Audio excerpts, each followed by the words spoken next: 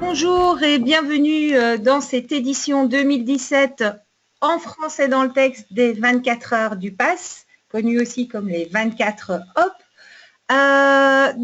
Nous allons avoir le plaisir maintenant d'avoir une session SQLDB versus DocumentDB entre mythe et réalité qui va nous être tout à fait décortiquée par Olivier et Charlie. Avant de commencer ça, un petit rappel et un remerciement à la communauté sans laquelle cet événement n'existerait pas. Donc, on a évidemment le Virtual Chapter dans lequel on trouve les communautés Montréal, dont notamment les user groups data. Même chose pour le GUS qui rayonne depuis Paris sur la francophonie européenne, on va le dire ainsi. C'est très hégémonique, mais ça fera plaisir. Pour le monde data, évidemment, toujours, et avec le PASS, qui est notre organisation mondiale. Alors, petite introduction technique. Ah, je vois qu'il y a déjà des soucis. Ah, ok. Petite introduction technique. Si vous avez un souci, vous avez une partie questions dans le petit panneau, le petit module du GoToWebinar. Vous pouvez l'utiliser pour poser des questions intelligentes au présentateur et des questions stupides au modérateur, à savoir j'ai pas de son, ça marche pas, ça lag, etc. Et on essaiera de vous aider dans la mesure du possible. En fin de session, nos présentateurs prendront un petit peu de temps pour vous répondre. Très important également, faites vivre cet événement sur les réseaux sociaux, à savoir sur Twitter en utilisant le hashtag 24HopFrench et en interpellant le PASS, le GUS, la communauté de Montréal et faites part de vos impressions et surtout de votre enthousiasme. Voilà, je pense que tout est à peu près dit. Bouclez vos ceintures et je veux vous laisser dans les mains très capables de nos présentateurs. Alors, qui de vous deux commence? Qui doit avoir l'écran partagé? Ça va être moi. Allez, c'est parti alors. Voilà. Hop.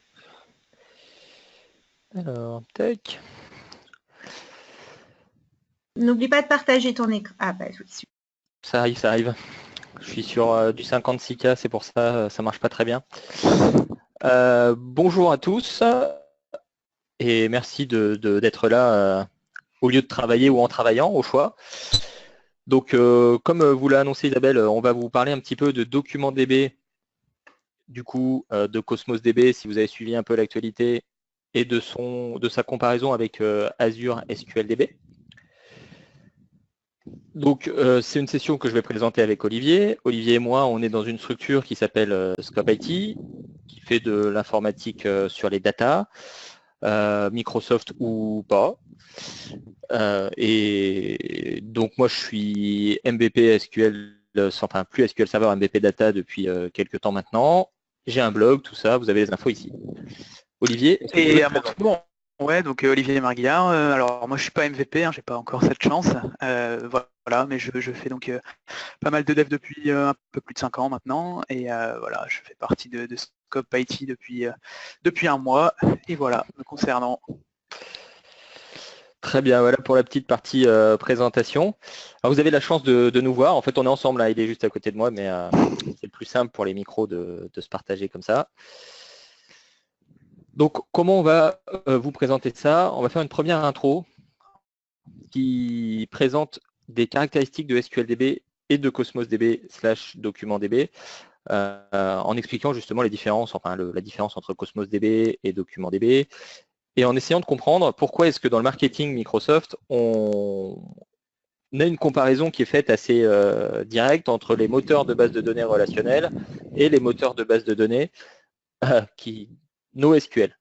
Donc on a un petit peu de slides sur ce sujet-là. Donc la première partie, ça va être assez une présentation classique à base de slides. Et Olivier prendra la main ensuite pour vous montrer ce qui a été fait en termes de tests de performance, sachant qu'on a fait 2 types de tests de performance, des tests sur un workload OLTP, donc de la transaction, écriture, et des tests sur la partie OLAP, donc des requêtes avec pas mal de jointures et des agrégations.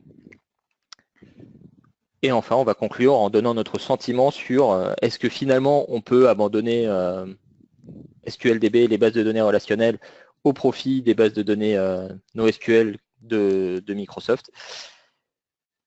Et voilà.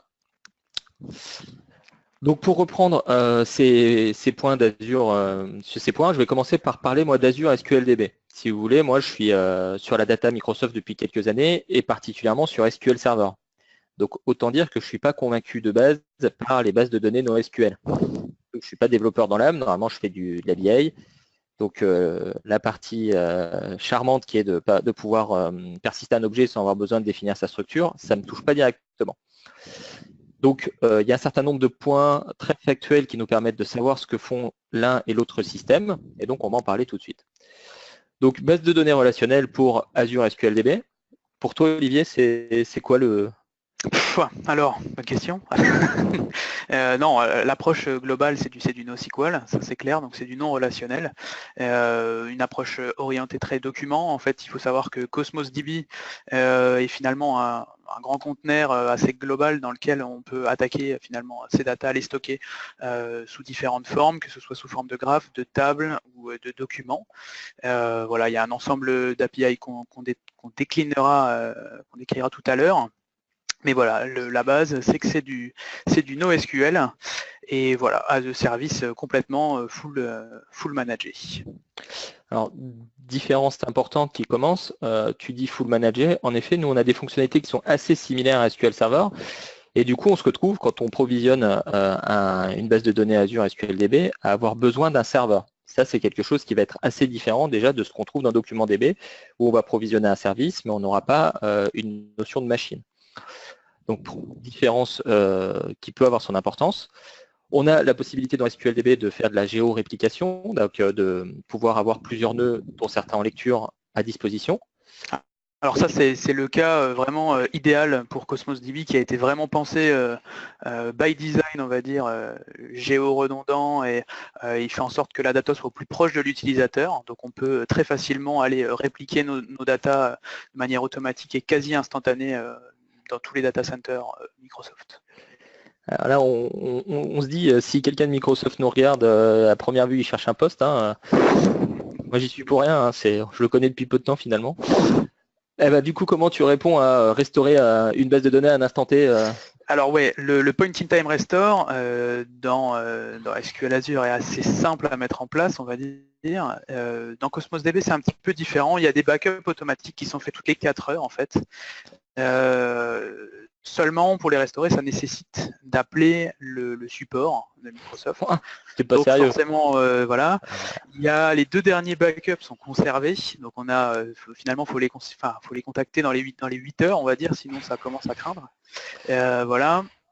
Il faut savoir qu'il y a des backups custom qui sont possibles avec un outil qui s'appelle Data Migration Tool, qui doit être disponible pour d'autres services d'ailleurs, mais en tout cas qui existe pour Cosmos DB. Voilà, qui fonctionne en user interface ou en command line interface d'ailleurs. Voilà ce qu'on peut en dire, quoi. Mais c'est pas, c'est pas idéal pour ça. C'est pas aussi simple, on va dire, que dans SQL Azure. Et là, on retrouve un des points essentiels de l'architecture. On en a un qui est basé sur les fichiers de log et donc du coup, on peut revenir à 1 heure près, 10 minutes, 5 minutes en cas d'anomalie. Et l'autre, on se met en place des backups à la main et si on ne le fait pas, bon courage pour restaurer les datas. Mais bon, tout ce qu'on va dire, c'est à l'heure d'aujourd'hui, on se rend compte que c'est des domaines qui évoluent très vite. Donc la vérité d'aujourd'hui ne sera pas forcément la vérité de demain. C'est pour ça qu'on n'a pas fait une matrice avec des croix, parce qu'elle sera certainement plus valable d'ici quelques jours, semaines, mois. Donc là, on est sur quelque chose d'assez valable qu'aujourd'hui. Donc on a la possibilité dans SQLDB d'implémenter du scale-out avec le sharding, c'est-à-dire qu'on va pouvoir dire à SQL Server de stocker certaines données sur un nœud et d'autres sur un autre nœud pour essayer de faire du scale-out. Là-dessus, je ne me challengerai pas de DocumentDB, je t'évite de répondre. Je pense que, merci. Par nature, la répartition en scale-out est beaucoup plus dans le cœur de DocumentDB. Et dans les 2 cas, on a un SLA de 99,99. Donc, on a une disponibilité garantie par Microsoft qui est la même.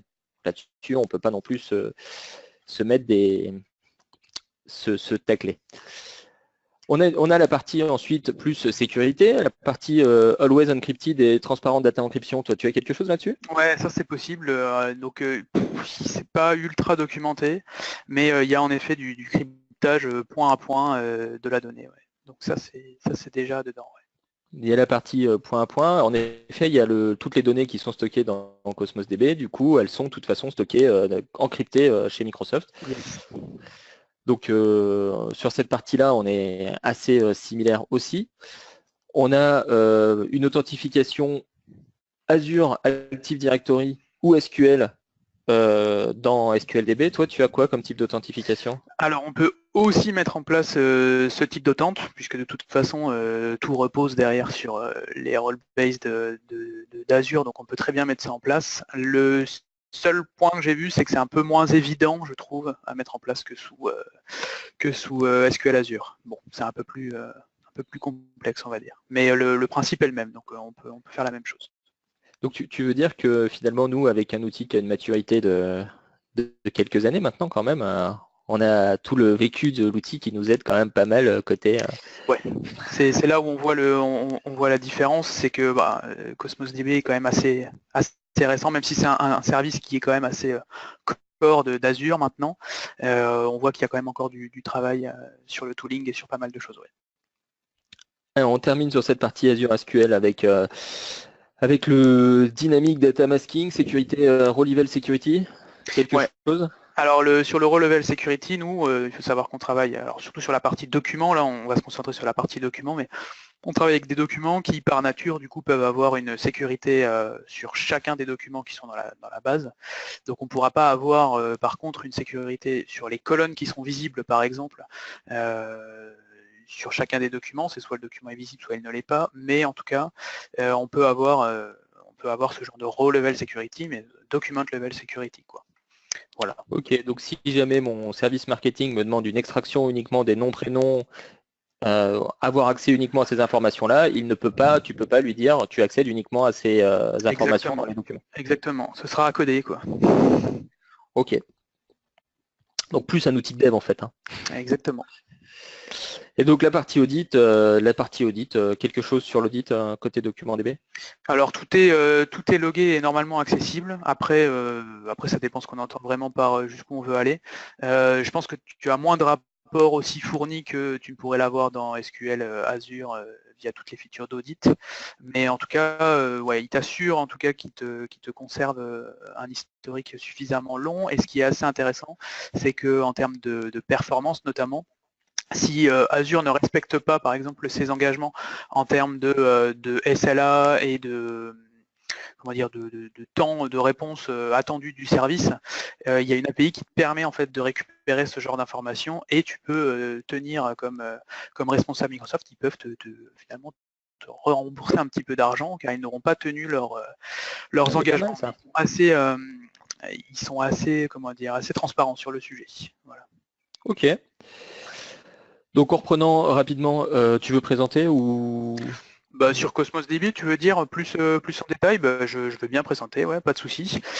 Donc, alors évidemment là on est dans des choses très générales, mais une faible latence garantie, c'est vraiment l'idée, c'est que les données soient déjà au plus proche de l'utilisateur. Donc ça rejoint le point d'après, le côté mondialement distribué, mais du coup on assure une latence minimale et garantie, donc ça c'est intéressant. C'est ce que je disais juste à l'instant, c'est qu'il y a une API qui permet de récupérer ces latences-là et de nous dire, de nous renseigner sur, tiens, est-ce que les engagements ont été remplis ou pas, ont été respectés. Ça c'est intéressant. La donnée sera toujours donc au plus proche de l'utilisateur partout dans le monde, en théorie, en fonction des zones qu'on active. Ça c'est quelque chose de plutôt sympa. Charlie en parlait tout à l'heure, mais la mise à l'échelle élastique, en effet, ça fait partie de l'ADN même de Cosmos DB, à savoir que plus on demande de ressources, plus on va en avoir. Tout ça est en effet paramétrable, à la fois sur la quantité de stockage qu'on va pouvoir avoir et sur le débit qu'on peut en demander. Voilà, il y a ce qu'on appelle les niveaux de cohérence. Alors les niveaux de cohérence, ça c'est propre à tous les systèmes qui sont distribués dans plusieurs instances. En fait, l'idée c'est de pouvoir soit assurer qu'on aura toujours l'élément qu'on a écrit, qui vient d'être écrit dans sa dernière version, peu importe où est la donnée. Ça, c'est la cohérence qu'on appelle forte. Voilà, c'est très utile évidemment pour des systèmes de facturation ou ce genre de choses. Et on a le niveau le plus faible, qui est la cohérence éventuelle, qui elle par contre nous donne aucune garantie de lire la dernière version d'un élément. Ce qui fait qu'on lit un élément à un instant T, peut-être qu'il a été modifié juste avant, mais c'est peut-être pas encore répliqué à l'endroit où on est. Donc c'est la cohérence éventuelle. Chacun de ces modes a des avantages et des inconvénients. Évidemment, la cohérence forte, on a quelques inconvénients qui est d'avoir moins de vitesse et du coup une latence un petit peu plus importante. La cohérence éventuelle, par contre, c'est l'inverse. Ça va bombarder. L'idée, c'est de pouvoir envoyer le maximum de données très rapidement possible avec le moins de latence. Et voilà. Donc, voilà ce qu'on peut en dire. Du coup, ça me rappelle quelque chose qu'on trouve régulièrement sur les forums sur SQL Server, c'est je comprends pas, je perds du temps à écrire dans les fichiers de log, comment je fais pour désactiver l'écriture dans les fichiers de log, parce que finalement, c'est pas si important pour moi d'être certain que les données seront là quand je vais les lire, parce que de toute façon, je mets des no-log à chaque fois que je fais des selects ou quoi que ce soit. Là, finalement, ces niveaux de cohérence, c'est ce qui vont nous permettre de se dire, bon, ben, voilà, tu vas pouvoir lire, même si j'ai pas fini de commit toutes mes transactions. Exactement, c'est vraiment l'idée. Là, ce qui est intéressant, c'est que Microsoft est, alors je ne veux pas m'avancer, mais en tout cas c'est le système qui est dans les premiers à fournir ces différents niveaux de cohérence paramétrables. D'autres systèmes type Amazon par exemple ont fait le choix, notamment sur S3 il me semble, de fournir une cohérence éventuelle by design. Voilà, c'est ce qui permet au service d'être hyper réactif. Mais on n'a pas forcément la main là-dessus. Ce qui est intéressant aussi, c'est que là, on n'a pas que ce choix très binaire de cohérence forte ou cohérence éventuelle. Ils ont rajouté des niveaux intermédiaires qui seront finalement les plus utilisés. Donc il y a l'obsolescence limitée, le préfixe cohérent et la session. Alors là, je vous invite vraiment à aller regarder la doc parce que pour vraiment comprendre la finalité et la finesse de chacun, c'est assez complexe, mais néanmoins très bien expliqué dans la documentation. Voilà, mais en tout cas, c'est d'ailleurs ces trois niveaux-là qui sont les plus utilisés. La cohérence forte et la cohérence éventuelle sont plus limitées. C'est à peu près 10%, je crois, de l'usage qui en effet est sur ces deux niveaux de cohérence-là. Donc c'est assez faible. Voilà. Après, on peut parler du SLA, en effet, de 99,99%, comme pour SQL Azure. Ça, il n'y a pas de débat là-dessus. Voilà. Alors la suite, donc on a une gestion de documents, comme je le disais avant, c'est orienté massivement documents, mais pas que. Il y a un support du SQL, donc c'est un SQL partiel pour le moment, qui permet de faire pas mal de choses. Déjà, on a quelques limitations, type des group by, ça je vous en parlerai plus après, mais l'idée c'est de pouvoir supporter quand même un SQL assez basique, et déjà qui permet de faire pas mal de choses. Évidemment, là, Charlie pourra nous tacler tout à l'heure sur ce que lui saurait faire dans SQL Azure versus ce que nous, on devra développer autour de DocumentDB / Cosmos DB pour avoir le même résultat. Voilà. On a une notion intéressante aussi, c'est les procédures stockées, les triggers, donc les événements qui peuvent être déclenchés, et les UDF, donc User Defined Functions. En fait, les stores procédures, comme son nom l'indique, c'est comme avant. Hein. Là, tu peux nous dire que tu as la même chose dans SQL Azure. C'est des procédures stockées. Tu peux écrire des procédures stockées en SQL, c'est ça que tu dis? Alors, tu peux pas les écrire en SQL, joli, merci. Tu peux les écrire en JavaScript, en ECMAScript 2015, il me semble. Voilà, donc tu peux réaliser tous les traitements que tu veux sur tes datas, ce qui est assez intéressant. Tu as donc les database triggers, là tu peux faire du post-processing par exemple de lignes qui ont été, de documents qui ont été ajoutés dans ta base, ou du pré-processing. Et puis d'ailleurs les DBA qui sont peut-être présents dans la session te diront ah bah oui, les triggers justement c'est ce qui me manquait, c'est le premier truc que je voulais voir implémenté, on aime tellement ça dans les bases de données que... Oui, probablement, ouais. Ouais. Bref, en tout cas, on peut le faire et c'est plutôt cool et c'est assez accessible du fait que ce soit du coup en JavaScript, on peut faire pas mal de choses assez facilement. Et il y a aussi ce qu'on appelle les UDF, les User Defined Functions. Donc là, c'est comme des fonctions finalement, fonctions classiques, scalaires, ouais. Voilà, des fonctions scalaires qu'on pouvait faire traditionnellement et pareil, écrites en en JS. Multi-document transactions, donc ça permet de faire des transactions qui vont être commit finalement sur l'arrivée, enfin l'écriture ou la modification de plusieurs documents à la fois. C'est intéressant sur si on a de la relation entre des documents par exemple, alors ce serait très con, mais c'est possible. On peut le faire, en tout cas on peut mettre tout ça dans une transaction et faire en sorte que ce soit validé à un seul moment. Ça, c'est un élément intéressant parce que souvent on reproche au système NoSQL de ne pas être transactionnel et du coup de ne pas être acide. Quand on va créer une transaction dans Cosmos DB, aujourd'hui, ils vont nous assurer l'acidité sur cette transaction. Et donc c'est un bon point pour ce moteur-là qui finalement nous donne un bon avantage comparé à certains NoSQL sur lesquels on n'est jamais sûr d'avoir les données cohérentes. Yes. Alors on passe à l'auto-indexation maintenant. Alors là c'est la promesse, c'est que chaque nouveau document qui va être inséré, c'est pour ça que je parle de promesse, mais chaque nouveau document qui va être inséré va être automatiquement indexé et qu'il y aura un mécanisme intelligent qui, en fonction des queries qu'on va faire dessus, va optimiser les index qui ont été placés. Voilà, alors ça, Charlie, si tu peux peut-être nous faire le comparo avec SQL Azure, je sais pas trop ce qu'il y a dessus, je crois qu'il existe des choses, mais je te laisse en parler. Oui, il y a une option depuis pas si longtemps que ça maintenant qui permet d'en effet créer automatiquement des index sur SQLDB dans Azure. Voilà, je pense que c'est comme tout ce qui est automatique, c'est compliqué vraiment de juger, alors que les index, on sait que c'est ce qui fait une grosse partie du métier de DBA aussi en termes de connaissances, d'optimisation. Faut voir l'usage. Je ne sais pas si une session se proposera bientôt, Mathias, pour être un sujet qu'on fasse un jour, voir si l'auto-indexation c'est une vraie solution ou pas. En tout cas, il y a l'équivalent aujourd'hui qui existe dans Azure SQLDB. Après, pour le reste, on en a déjà un peu parlé. Bon, pour le reste, on en a un peu parlé, oui, tout à fait. On peut passer à la suite. Si vous êtes tous à moitié endormis, là, je suis sûr, derrière vos écrans. Trop de slides. C'est ça. Ah, hop. Donc, vas-y, fais-nous une dernière slide et après on arrête, hein, ça suffit. Yes, alors bon, là c'est ce que je vous disais rapidement tout à l'heure, mais Azure Cosmos DB, on va dire, c'est une couche assez globale au-dessus des datas. En fait, on a des datas qui sont stockées dans des conteneurs de données dans plusieurs modes de représentation. On a le key value, donc l'équivalent d'un table storage finalement.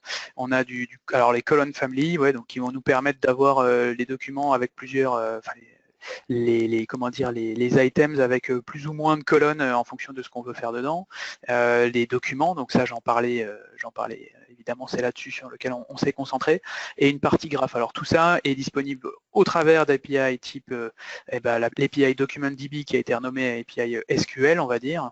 Voilà, on peut attaquer tout ça en JavaScript aussi via l'API REST. Il y a du MongoDB, donc assez similaire finalement, donc stockage de documents. Voilà, il y a quelque chose d'assez nouveau, en tout cas, c'est Gremlin qui permet justement d'avoir le mode graph à disposition. Voilà, donc sur cette slide, on récapitule un petit peu là, ce qu'on a déjà dit tout à l'heure, Global Distribution, donc voilà, quelque chose de mondialement répliqué, qui se scale, qui est à faible latence, etc., avec différents modes de cohérence, et avec des SLA compréhensibles assez facilement, basés sur plusieurs paramètres, sur 2 paramètres, le débit et la quantité de données qu'on peut stocker dedans, et avec ce que je disais, donc le côté compréhensif, c'est surtout le fait qu'on puisse le contrôler réellement et pouvoir dire à Microsoft, bah voilà, ça c'est pas vraiment ce qui s'est passé, etc., quoi. Voilà, c'est plutôt novateur, ça, cette partie-là, cette API. Je rajouterai juste les 3 petits points, plus de choses à venir. En fait, on se rend compte que Cosmos DB, ça va être notre moteur d'exécution, quelque chose, un moteur de calcul, de base de stockage de données, qui va être attaqué par plusieurs API qui sont définis à la création de l'objet Azure Cosmos DB dans Azure. Donc on va choisir, nous on a choisi au moment de l'initialisation du projet de créer du Azure Cosmos DB pour l'API document DB. Aujourd'hui, ce n'est pas possible de changer cette API une fois que l'initialisation est faite. Et on a d'autres API qui viendront plus tard. On peut imaginer tout un tas d'API extrêmement intéressantes qui pourraient nous faire plaisir. On en parlera en conclusion quand on verra la limitation de celle qu'on a utilisée. Yes. Rien d'autre? Ok. Eh ben, je pense qu'on est pas mal. Alors, bon, ce tableau, j'y tenais parce que c'est un peu ce qui a provoqué le désir chez moi de faire cette session. Ça vient du site de Microsoft. Vous voyez, dans l'introduction de Cosmos DB, Microsoft, dans toute sa grandeur, nous présente une comparaison d'Azure Cosmos DB par rapport aux bases de données relationnelles. Donc là, on est en train de dire Azure Cosmos DB par rapport à SQL DB, qu'est-ce que c'est? Aux bases de données non relationnelles. Donc là, on est en train de dire Azure Cosmos DB par rapport à MongoDB, qu'est-ce que c'est? Et dans ce tableau-là, en gros, on nous dit Azure Cosmos DB, c'est quand même le mieux des deux. Du coup, ça fait tout, c'est génial. Alors moi, quand je regarde ce tableau, si j'étais décideur ou même IT, je suis très tenté de dire mais j'arrête tout de suite de faire du SQL base de données, vous êtes malade. Là, si jamais je veux mettre des données partout dans le monde, Cosmos DB, ça va me permettre de le faire directement. Alors qu'à première vue, les bases de données relationnelles ne peuvent pas le faire. Alors ça, j'ai pas très bien compris, alors que SQLDB est quand même capable d'être géorépliqué un peu partout dans le monde, mais bon, soit, c'est Microsoft qui le dit. On va avoir de la haute dispo, ce qui n'existe pas dans les bases de données relationnelles. Ça, c'est pareil, c'est nouveau. Pas de haute dispo dans les bases de données relationnelles. OK, ça marche. Mais on nous dit que c'est toujours activé, que c'est génial. Et on nous dit quoi? On nous dit que on va être capable, dans une base de données relationnelle, de faire du relationnel et du SQL.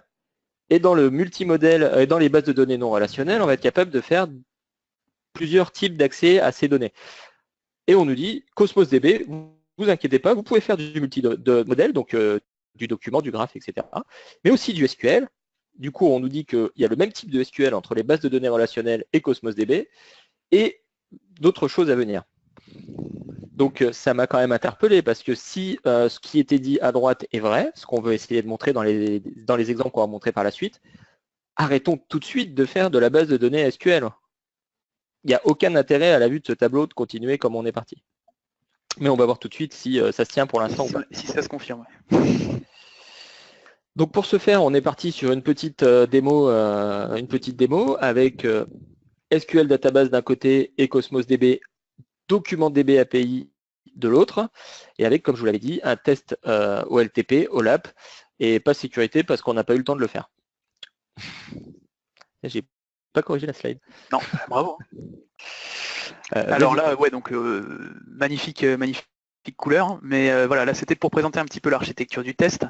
Ce qu'on a fait, c'est qu'on voulait sortir un petit peu des tests très basiques et très marketing entre guillemets qu'on pourrait faire, et éviter d'envoyer forcément des datas, de pousser de la data dans SQL Azure et Cosmos DB avec des très faibles, avec des très petites données finalement, parce que ce qui est fait en général, ce qui a été majoritairement fait, c'était de pousser des très petits documents, d'en pousser énormément, mais de très petits documents dans Cosmos DB, ou de petits enregistrements dans SQL Azure, et puis de voir un petit peu la latence, etc.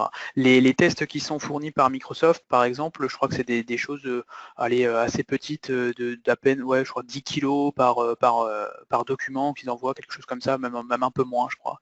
Voilà. Et ils bombardent avec ce genre de documents. Nous, ce qu'on a essayé de faire, c'est d'avoir plus une approche en fonctionnement réel. Comment on pourrait avoir des métriques en fonctionnement réel. Donc avec une multiplicité d'utilisateurs différents, potentiellement géographiquement à des endroits différents aussi, et voilà, et qui exécutent des requêtes en parallèle avec d'un nombre de requêtes, on va dire, logique et possible en parallèle. Donc pour ça, on a utilisé VS Test, donc Visual Studio Online, la suite de Test Manager. On a donc utilisé plusieurs instances concurrentes de personnes qui vont aller appeler des Azure Functions. Donc les Azure Functions, on en a fait 3, en fait on en a fait 4, j'aurais pu aussi mettre à jour la slide, ça aurait été encore mieux, mais voilà, donc on a nos Azure Functions qui sont au milieu. Ces Azure Functions là, il y en a une qui permet d'initialiser nos bases de données ou de la réinitialiser, toute simple, c'était plus pour nous simplifier la vie. On en a une qui va faire du Populate DB, donc qui va envoyer des données à la fois dans SQL, enfin soit dans SQL Azure, soit dans Cosmos DB, et on lui passe en paramètre un nombre de documents à envoyer. Et on en a une autre qui va nous faire la query, donc qui va nous faire une query avec pas mal quelques joins, de l'agrégation, etc. Et on en a une quatrième qu'on ne voit pas sur ce slide, qui fait un extract, on va dire, qui va nous projeter nos datas manière assez plate, voilà, pour faire un vrai extract de notre base de données. Voilà, ça c'est pour simuler le workload OLAP, donc on va faire une extraction de données comme aurait pu nous le demander l'utilisateur. Oui, s'il te plaît, tu peux me sortir un fichier avec l'intégralité des données de la base. Et l'autre qui est une requête avec un certain nombre de colonnes et un groupe by et c'était une somme qu'on avait fait? Ouais, un count, ouais, c'est ça. Un count, voilà. Donc en premier, c'est ça, on a un ensemble de requêtes qui vont être envoyées vers des Azure Functions.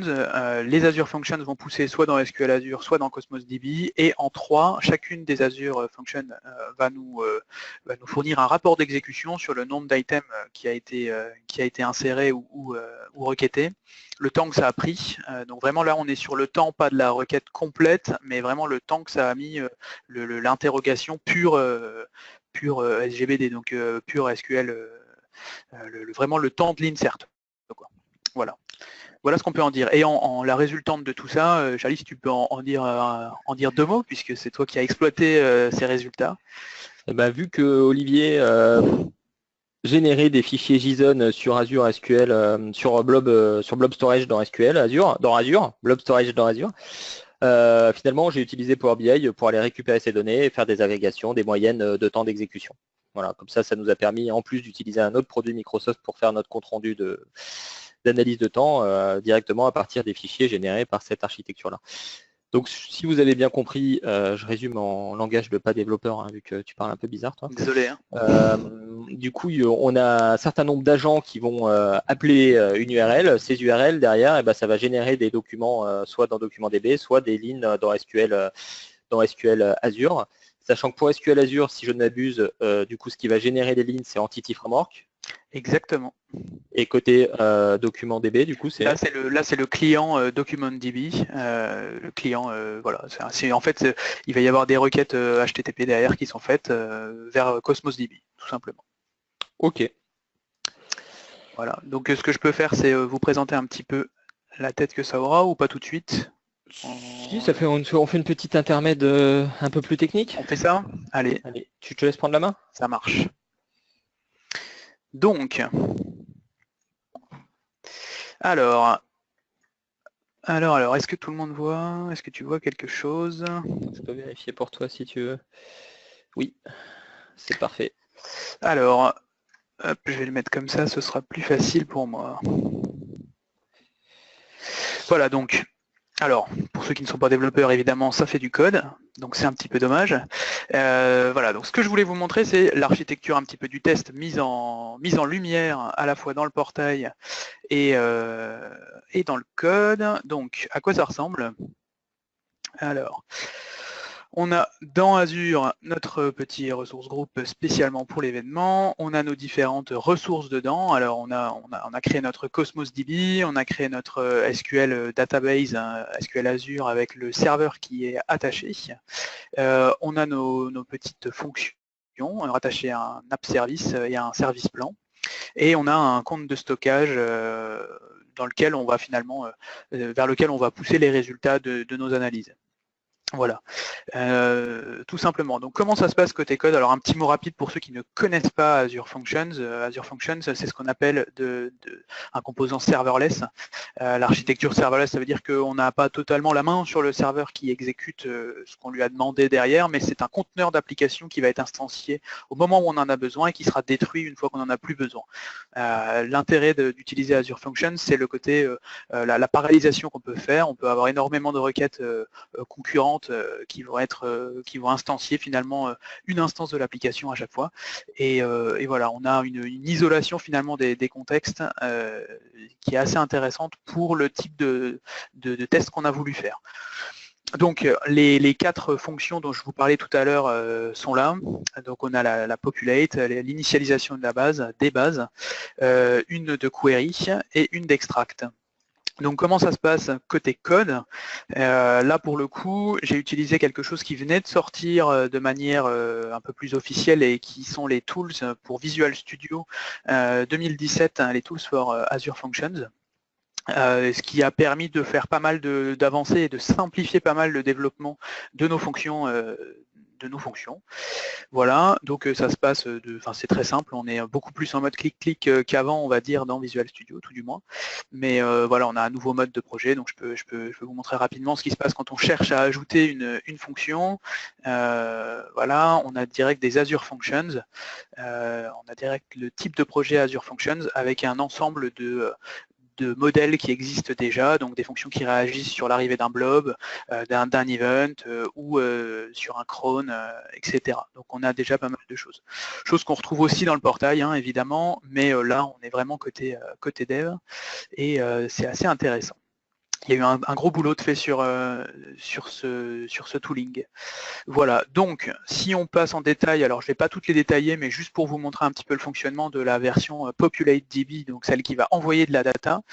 Donc là, on précise finalement ce sur quoi va réagir notre fonction. Donc elle va réagir sur un get, sur une route donnée qui prend en paramètre le type de base sur lequel on veut le faire, SQLDB ou DocumentDB, avec un nombre d'items qu'on veut pousser dedans, et on va donner un titre à notre test. Voilà, donc après la fonction est la suivante. Alors on a utilisé aussi, on a essayé de générer de la data très aléatoire, donc on a utilisé quelque chose qui s'appelle les fixtures, voilà, pour réaliser tout ça. Et l'intérêt c'était de pouvoir générer vraiment des datas très aléatoires et complètement différentes à chaque fois, donc histoire qu'il n'y ait pas d'index ou de choses qui puissent être facilement recoupables lors des queries, et puis d'avoir un certain volume de données assez intéressant. Voilà, donc on a utilisé ça pour générer la data. Ensuite, juste la seule différence qu'il y a entre je pousse la donnée dans SQL Azure et je pousse la donnée dans DocumentDB, c'est finalement le provider qu'on va utiliser. Dans un sens, donc j'en ai créé un qui s'appelle DocumentDB Provider, voilà, qui lui, donc si on va voir le détail, il repose sur Document Client, qui est donc ce que je vous disais tout à l'heure, le client DocumentDB.net, pour pousser dans tout ça, pour pousser dans DocumentDB. Voilà. Voilà ce qu'on peut en dire là-dessus. Et pour notre partie SQL, on a utilisé pour SQL Azure, on a utilisé un SQL Provider qui, lui, étant un DB Context, tout simple, d'Entity Framework, et qui va nous permettre de pousser la data. Voilà, toutes les fonctions sont donc asynchrones, et ce que je voulais vous montrer aussi, c'est sur le timing le timer qu'on a mis en place. Donc on a initialisé un stopwatch dès le démarrage, qui en fait démarre uniquement lors de la transaction donc soit du create item async, donc de l'envoi du document dans DocumentDB, et qui se stoppe juste après, soit évidemment dans le save changes du contexte de Entity Framework, donc le moment où il va persister la donnée dans SQL Azure. C'est peut-être un peu trop technique, je suis désolé, je vois Charlie qui rigole. J'ai rien compris. J'imagine, je comprends jamais rien. Mais en tout cas, l'idée est là, c'était juste pour vous montrer que ce qu'on a cherché à mesurer, c'était uniquement le temps d'exécution de l'envoi de ces datas dans SQL Azure ou dans DocumentDB, et c'était pas le temps de la requête complète. Voilà. Voilà ce qu'on peut en dire. Du coup, si tu veux juste faire un rappel, en termes de complexité, toi qui as développé, du coup, c'est... Ouais, alors en termes de complexité sur l'envoi d'une donnée, donc sur aller populer une DB, je sais pas si ça se dit, aller remplir une DB avec des éléments, avec des documents, c'est assez simple finalement. La méthode est très simple. Je ne sais pas si c'est utile que je rentre dans le détail, mais en gros, on a direct une méthode sur le client qui s'appelle createDocumentAsync et qui prend un objet qui va se sérialiser finalement tout seul et être envoyé directement dans notre collection. Sans avoir besoin de définir une structure côté serveur. Exactement. Là, le provider tel qu'il est conçu est un provider générique et il permet d'envoyer n'importe quel type de document sérialisable évidemment dans DocumentDB.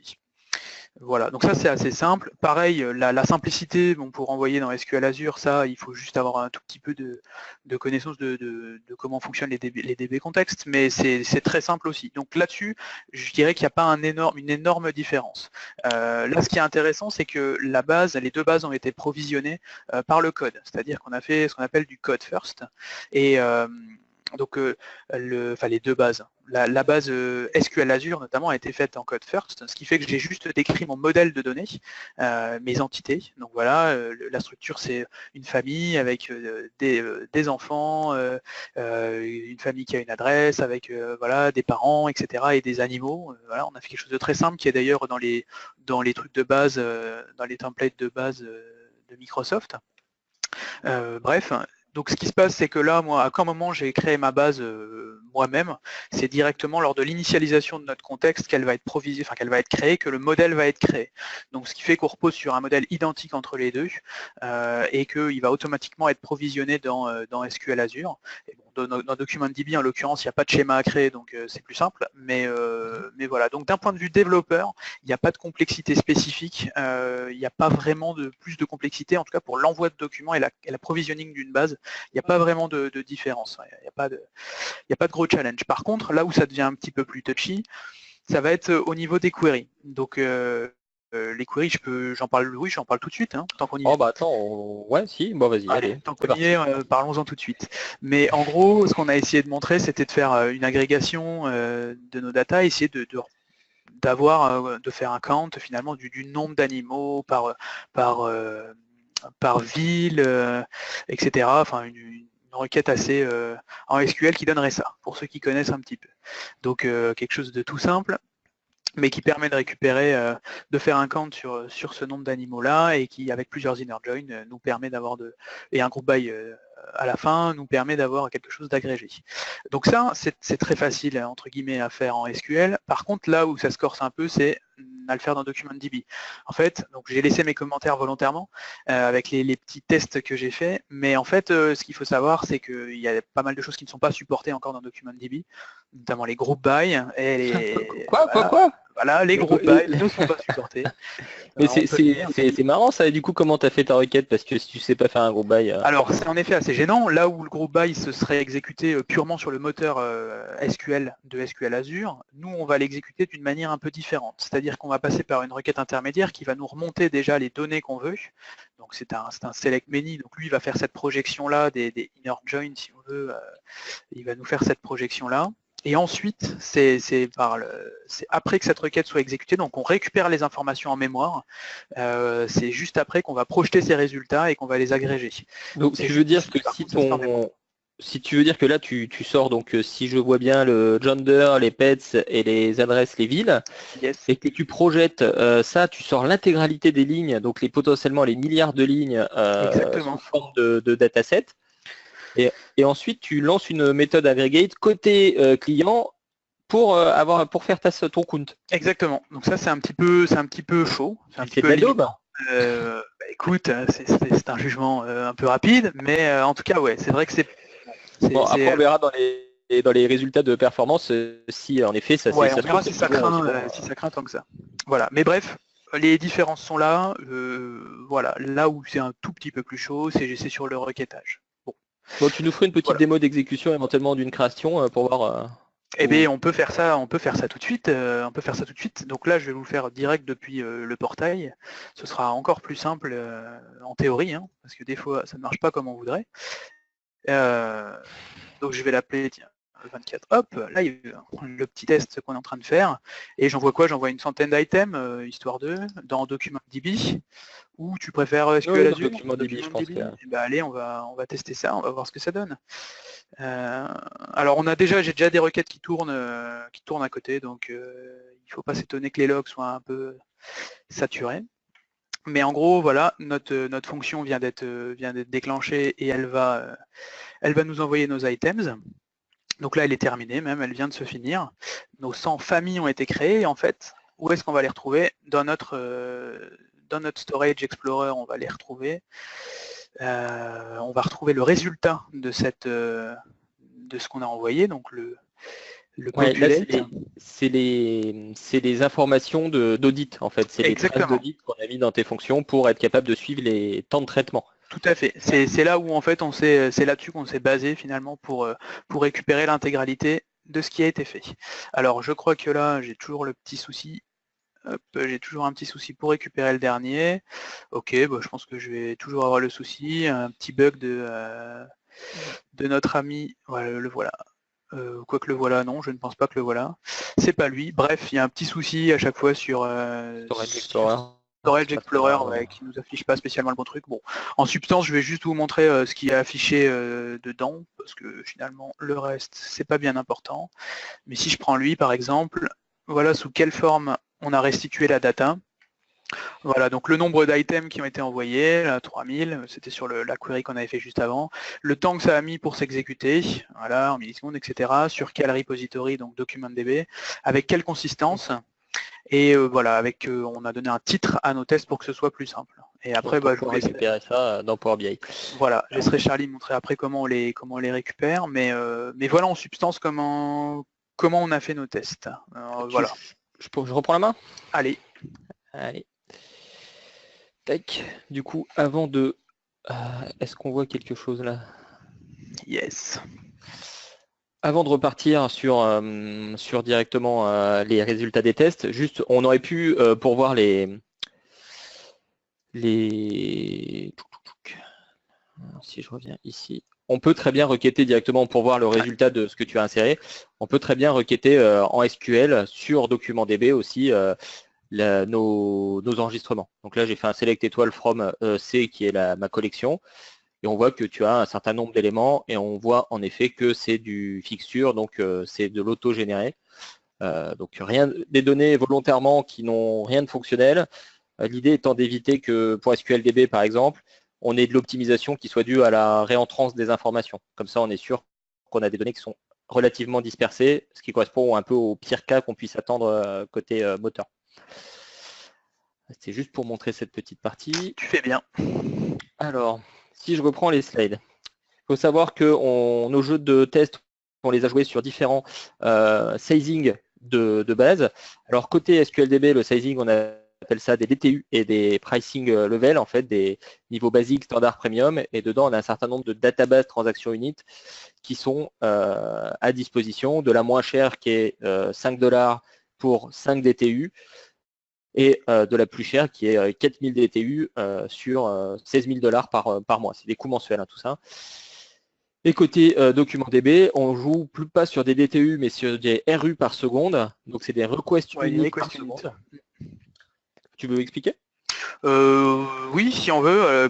Les request units, donc je crois que j'en ai parlé rapidement tout à l'heure, mais en fait c'est une request unit, c'est défini par un document assez unitaire, on va dire, une requête assez unitaire qui est faite d'une certaine taille. Alors je sais plus la taille qu'elle fait, mais justement, attends, il y a un calculateur et un truc, mais si je pouvais ouvrir le lien, mais là j'ai mon expertise PowerPoint qui part en cacahuète. Tac, document planner, document DB. C'était quoi le nom du lien, tu sais toi? Document /capacity planner. Voilà. Tac. Donc on a quelque chose de très bien, là pour le coup ça aide beaucoup. On peut poster directement notre sample JSON du type de document qu'on va vouloir insérer et avoir, en fonction du nombre de créés par seconde, de lecture, d'update et delete, avoir une estimation du nombre de RU par seconde nécessaire pour faire tourner ça en conformité avec le SLA qui est proposé par Microsoft. Donc c'est-à-dire que si ça vous sort un nombre de RU par seconde et que vous êtes en dessous, vous ne pourrez pas de toute façon dire « Ah bah non, mais tu ne respectes pas le SLA, ça répond plus lentement. » Ah non, parce que tu essayes de faire plus de choses que ce que ton nombre de RU par seconde te permet de faire. Voilà, donc ce Capacity Planner qui est un peu l'outil indispensable pour être capable vraiment de savoir qu'est-ce qu'on va devoir configurer comme quantité de requests uniques par seconde. Il faut savoir qu'il y a une autre chose aussi qu'on peut configurer, c'est le nombre de requests uniques par minute, qui serait un peu une sorte de réserve qu'on va pouvoir lancer en cas de contention ponctuelle. On va utiliser ce RU par minute pour aller un peu plus loin sur nos RU par seconde sur un court laps de temps. Il faut savoir que ça existe aussi. Donc dans les tests qu'on a fait basés sur l'affichage moyen d'une page, lancé du coup, si vous vous souvenez du truc du début, lancé par VSTO, par les load tests de VSTO. Donc pour un utilisateur, une transaction, sur du basique dans Azure SQLDB, on a 1,62 secondes pour SQLDB et 0,329 secondes en cohérence force pour DocumentDB. Donc les performances, là on le voit très vite, pour un utilisateur, une transaction, sont bien meilleures sur DocumentDB en écriture. Mais le plus bas du prix de chaque côté, c'est 4,21 € pour SQLDB et 20,50 € pour DocumentDB. Donc encore heureux qu'on ait des meilleures performances parce que à 4 fois plus cher, 5 fois plus cher, c'est quand même pas mal.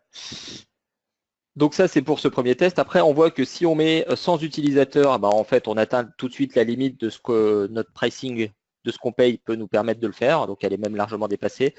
Donc on se retrouve à 41 secondes pour SQLDB et 92 secondes pour DocumentDB, mais de toute façon, ça ne veut pas dire grand-chose, comme vous voyez, entre les différents niveaux de cohérence. C'est juste que là, on a dépassé ce qui nous était alloué, donc les résultats vont être assez aléatoires finalement à partir de là. Et ce qu'on peut aussi constater, c'est que sur les parties un peu plus chères, si on se met sur les standards, donc 100 DTU contre 5000 unit request, non. Request unit. Request unit, ouais. Ouais, c'est écrit UR, unit request, si. On se retrouve donc sur une utilisateur, une transaction à 1,55 versus, et là c'est bizarre d'ailleurs, 2,51. Ils sont bizarres ces résultats. C'est toi qui les as trouvés. Hein.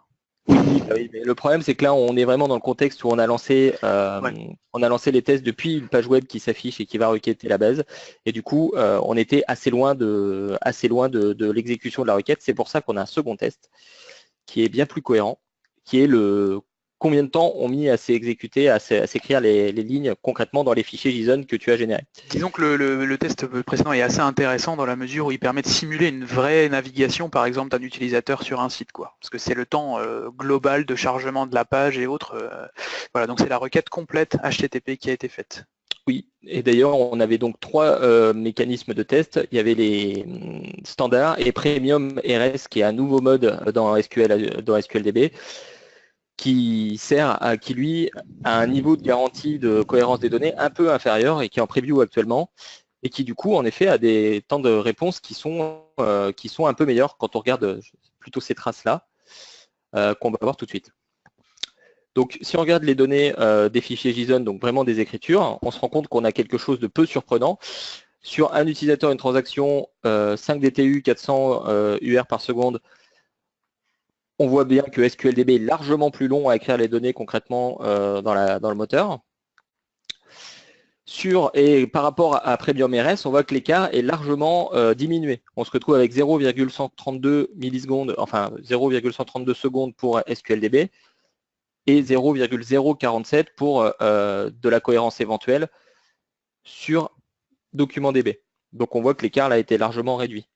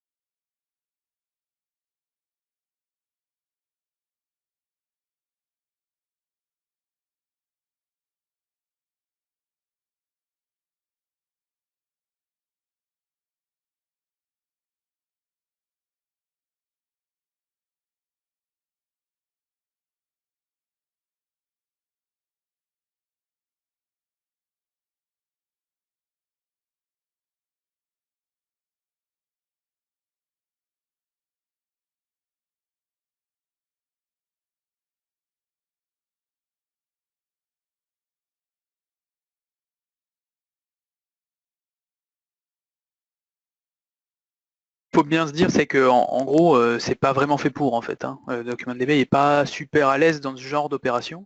Ce qui se fait bien, c'est de travailler déjà en mode paginé. Donc on va projeter finalement un certain nombre de données, mais sur une fenêtre qu'on aura définie, quoi. Donc quelque chose de déjà plus limité.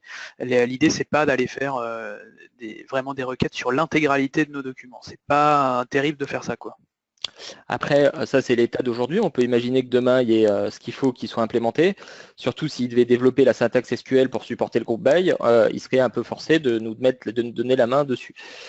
Faut savoir que du coup, on a quand même demandé à Microsoft si notre syntaxe était correcte, si on n'avait pas raté quelque chose. Le groupe by côté serveur, s'il vous plaît, on a raté, qu'est-ce qui s'est passé? Et donc la réponse, ça a été de plutôt utiliser Spark dans la mesure du possible, qu'on peut mettre au-dessus de DocumentDB pour aller chercher les données et pour pouvoir les afficher plus rapidement.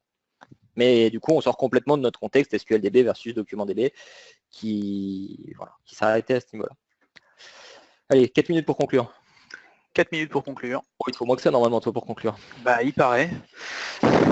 Alors, à l'heure actuelle, les deux systèmes sont assez différents. On le voit, il y en a un qui a un usage qui finalement ne s'apprête pas du tout pour l'autre. DocumentDB, faire de l'agrégation, faire de l'analytique, c'est pas du tout son fort aujourd'hui en tout seul. Donc ce qu'on peut dire, c'est que SQLDB supporte l'NC SQL là où DocumentDB ne le supporte pas. Il supporte une version très basique du SQL. Ce que je trouve d'ailleurs un peu tendancieux, parce qu'on nous met dans notre tableau, vous vous souvenez au début, SQL support dans les bases de données relationnelles, SQL support plus dans DocumentDB. À l'heure actuelle, on ne peut pas dire ça. Le SQL aujourd'hui, c'est select from, et voilà, et where éventuellement. Et join. Mais en plus d'une façon qui n'est pas du SQL supporté par les outils legacy qu'on pourrait avoir dessus. On a la possibilité d'avoir un point-in-time recovery, mais on a déjà assez avancé là-dessus. Mais en gros, on a un Azure SQLDB qui est extrêmement bien optimisé pour la partie agrégation de données et qui est finalement pas mal aussi non plus en écriture, même si c'est moins bon, mais qui nécessite le problème des bases de données relationnelles, qui nécessite de définir la structure avant de faire du code. Et ça, c'est un peu embêtant. Et DocumentDB, très bonne performance en écriture update-delete, mais par contre, aujourd'hui, presque impossible de faire de l'agrégation ou de faire de l'extraction de data à partir de ça. Ce qui est vraiment intéressant, je pense, c'est de voir aussi l'aspect proximité des données avec les clients qui vont les consommer. Quand on fait de l'application mondiale, c'est super important. Et ça, c'est beaucoup plus difficile à mettre en œuvre, je pense, dans Azure SQL. Bon, en théorie. Apparemment, pour Charlie, c'est très simple. Voilà, mais c'est vraiment l'idée. Ouais. C'est vraiment l'idée. Donc, c'est assez limitant l'histoire du support assez faible d'SQL pour le moment, mais je pense que c'est vraiment quelque chose de temporaire et que ça va s'améliorer. En effet, voilà, la conclusion que je donnerais, c'est est-ce que, de mon point de vue, DocumentDB va remplacer SQLDB un jour? S'il y a le support complet des instructions SQL, oui. Mais est-ce qu'il n'y a pas le support complet des instructions SQL parce que c'est incompatible avec la façon dont on insère, on gère les données côté moteur? C'est pas impossible. Donc l'avenir nous le dira. Yes, en tout cas, je vous encourage très fortement à aller vers Cosmos DB de toute façon et à tester les autres API qui sont disponibles dessus, notamment Gremlin qui est super intéressante. Et voilà. Merci beaucoup. Si vous avez des questions, ouais. Alors, Isabelle, tu veux intervenir? Oui, simplement, oui, c'est parce qu'il est l'heure et que je suis là pour être la casse-pied au niveau horaire. Voilà, j'adore ça. T'aurais dû faire modo, tiens, Charlie. Merci. Donc, je vois qu'au niveau questions, comme vous étiez à deux, vous en avez déjà pris soin pendant la session. Je ne vois pas de nouvelles questions apparaître entre-temps. Je pense qu'on a tous apprécié que c'était super intéressant. Voilà, donc je vais terminer cette session pour tout le monde. C'est le moment de se dire adieu, n'est-ce pas? Et je vais couper le séminaire. Voilà, au revoir. À bientôt. Au revoir. Merci.